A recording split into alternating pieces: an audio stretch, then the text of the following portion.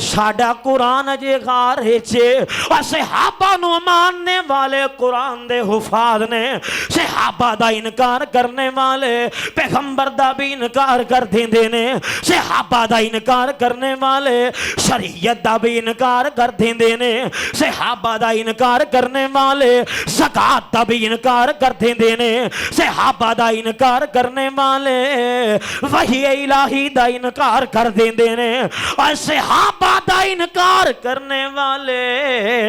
اما عائشہ صدیقہ دا بھی انکار کر دیندے نے آج کوئی سڑ دائے سڑ جائے اساں صحابہ دی عظمت بیان کرتے رہاں گے اور کوئی مرد آئے مر جائے صحابہ دا پلڑا نہیں جے چھوڑنا اور کچھ بھی ہو جائے معاملے کیسے بھی آ جان حالات کیسے بھی آ جان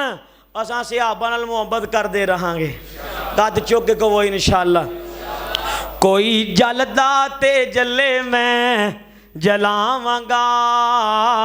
میں تے رتبے صحابہ دے سناواں گا میں تے رتبے صحابہ دے سناواں گا کل بھی اوہن رلے آج بھی نے رلے دل نہ منے جدا نال میرے چلے رل ستائے اوتھے یارانو بکھاواں گا میں تے رتبے صحابہ دے سناواں گا رب سائیں نا تے اے رب تے نے راضی رب سائیں نا تے اے رب تے نے راضی باقی سب کچھ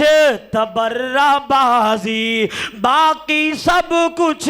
دھوکہ بازی میں قرآن کھول کھول کے سناواں گا میں تے رتبے صحابہ دے سناواں گا صحابہ دے دشمنانوں پیران تھلے لاواں گا میں تے رتبے صحابہ دے سناواں گا کوئی جلدا تے جلے میں جلاواں گا میں تے رتبے صحابہ دے سناواں گا چنہن محمد ستارے صحابہ چنہن محمد ستارے صحابہ